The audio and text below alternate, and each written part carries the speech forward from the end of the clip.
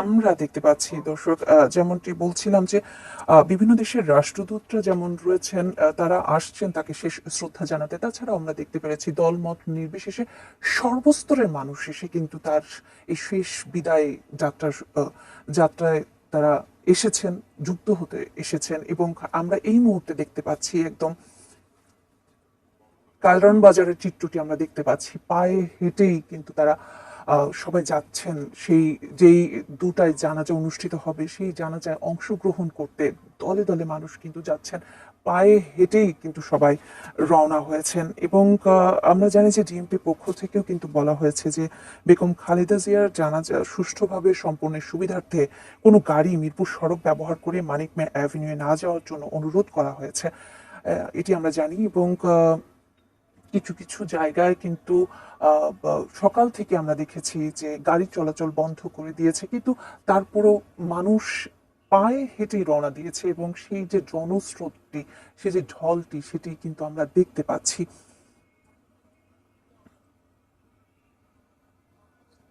তিনবারের সাবেক প্রধানমন্ত্রী, বাংলাদেশের প্রথম নারী প্রধানমন্ত্রী, বিএনপি চেয়ারপারসন বেগম খালেদা জিয়া আপসহীনের নেত্রীকে শেষবারের মতো বিদায় জানানোর জন্য মানুষ জড়ো হচ্ছেন সবাই মানিক মিয়া অ্যাভিনিউয়ে। এবং তারা সবাই কিন্তু যাচ্ছে, পায়ে হেঁটে সেদিকেই রওনা দিয়েছে আমরা দেখতে পাচ্ছি।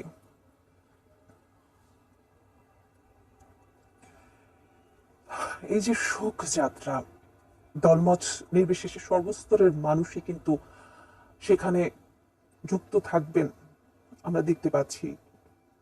বেগম খালেদা জিয়া শুধু একটি রাজনৈতিক দলের নেত্রী ছিলেন না, তিনি আপসহীন নেত্রী ছিলেন। এবং তাকে সর্বস্তরের মানুষ যে ভালোবাসা, যে শ্রদ্ধায় তাকে বিদায় জানাচ্ছে, সেটি অভূতপূর্ব। এবং আমরা দেখতে পাচ্ছি যে মানুষ যাচ্ছে, হেঁটে হেঁটে যাচ্ছে। ইতিমধ্যেই মানিক মিয়া অ্যাভিনিউর যে এলাকা রয়েছে, সংসদ ভবন, দক্ষিণ প্লাজা, সেখানে কিন্তু মাঠে তিল ধারণের ঠাঁই কিন্তু সেখানে নেই। আমরা দেখতে পাচ্ছি লোকে লোকারণ্য, তারপরও কিন্তু মানুষ ছুটে যাচ্ছে, সেদিকে যাচ্ছে। এবং পায়ে হেঁটেই সবাই রওনা দিয়েছেন। আমরা দেখতে পাচ্ছি আমাদের একদম কারণ বাজার যেই রাস্তাটি রয়েছে, যেটি মানিক মিয়া অ্যাভিনিউর দিকে যাচ্ছে ফার্ম গেট হয়ে, সেই রাস্তায় দেখতে পাচ্ছি আমরা মানুষজন সবাই যাচ্ছেন। তাছাড়াও দর্শক, আপনারা জানেন যে বেগম খালেদা জিয়ার কে শ্রদ্ধা জানাতে ভারত, নেপাল, ভুটানের পররাষ্ট্রমন্ত্রীরা, বিভিন্ন দেশের রাষ্ট্রদূতরা কিন্তু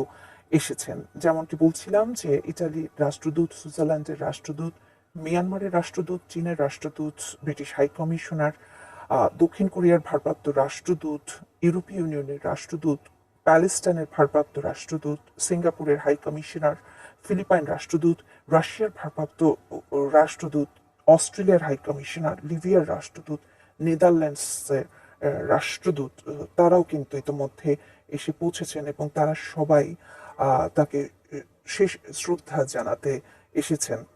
তাছাড়াও আমরা জানি যে ভারত, নেপাল ও ভুটানের পররাষ্ট্রমন্ত্রীরাও আসবেন।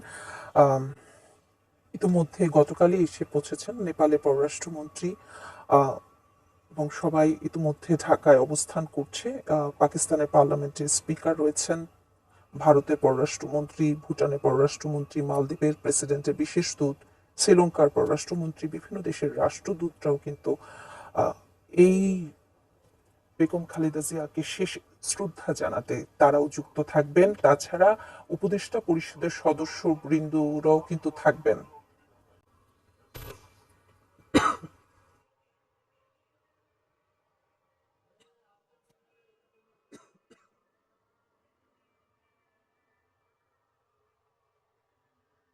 আমরা জানি যে ভারতের আমরা জানি যে ভারতের পররাষ্ট্রমন্ত্রী এস জয়শঙ্কর ইতিমধ্যে এসে পৌঁছেছেন। তাছাড়া এই আহ, খালেদা জিয়ার জানাজা অংশ নিতে এবং শ্রদ্ধা জানাতে সংসদ ভবন এলাকায় বিদেশি কূটনীতিকরা ইতিমধ্যেই অবস্থান করছে। তাছাড়া বিএনপির যে নেতৃস্থানীয় যে নেতারা রয়েছেন, তারা ইতিমধ্যেই সকাল থেকেই লাল সবুজে পতাকা মোড়ানো যে সবার আগে বাংলাদেশ বাস, সেই বাসে করে তারা সকাল থেকেই তার যাত্রা সঙ্গী হয়েছেন। এবং সকাল থেকেই এভারকেয়ার হাসপাতাল থেকে যখন গুলশানে নিয়ে যাওয়া হয়েছে তারা গিয়েছেন, এবং সেখান থেকে দক্ষিণ প্লাজায় যখন নিয়ে আসা হয়েছে। এখন সেখানেও তারা সফর সঙ্গী হয়েছিলেন, গাড়ি বহরের সঙ্গেই ছিলেন।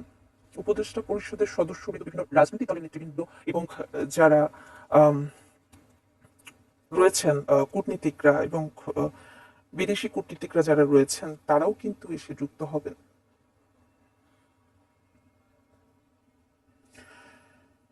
এই বিজয়ের মাসে শেষ লগ্নে বেগম খালেদা জিয়াকে যে মৃত্যু শোক সেটি সেটিকে আচ্ছন্ন করেছে পুরো দেশ। 3 দিনের রাষ্ট্রীয় শোক ঘোষণা করা হয়েছে। আমরা সেই জনস্রোতটি দেখতে পাচ্ছি, যে জনস্রোত পায়ে হেঁটে রওনা হয়েছে। আম, একদম ফার্মগেট হয়ে মানিক মিয়া অ্যাভিনিউর দিকে তারা যাচ্ছে, এবং গত রাত্রে এই যে বৈরী আবহাওয়ার মধ্যেও আমরা দেখেছি গতকাল সকাল থেকেও কিন্তু এভারকেয়ারের সামনে সর্বস্তরের মানুষ সেখানে জড়ো হয়েছিলেন। সন্ধ্যার পর থেকে মানিক মিয়া অ্যাভিনিউতে যখন সেখানেও কিন্তু বৈরী আবহাওয়ার মধ্যে শীত উপেক্ষা করে তার ভালোবাসায় সিক্ত হয়ে বেগম খালেদা জিয়াকে শেষ বিদায় জানাতে, এই আপসহীন নেত্রীর বিদায় জানাতে কিন্তু সবাই একত্রিত হয়েছিল। আজ সেখানে লোকে লোকারণ্য, দুপুর 2টায় জানাজা নামাজ পড়ানো হবে, এবং সেই জানাজা নামাজ পড়াবেন জাতীয় মসজিদ বায়তুল মোকাররমের খতিব মুফতি আব্দুল মালিক। এবং 3:30টায় তাকে, বেগম খালেদা জিয়াকে দাফন করা হবে স্বামী রাষ্ট্রপতি জিয়াউর রহমানের পাশে।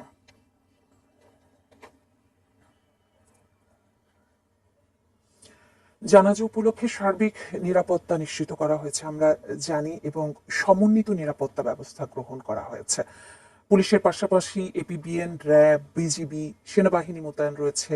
সার্বিক নিরাপত্তায় 10,000-এরও বেশি আইন শৃঙ্খলা বাহিনীর সদস্য মোতায়েন রয়েছে। এছাড়াও নিরাপত্তা অংশ হিসেবে আনসার, গ্রাম প্রতিরক্ষা বাহিনী, বিভিন্ন ইউনিটের 1,500 সদস্য মোতায়েন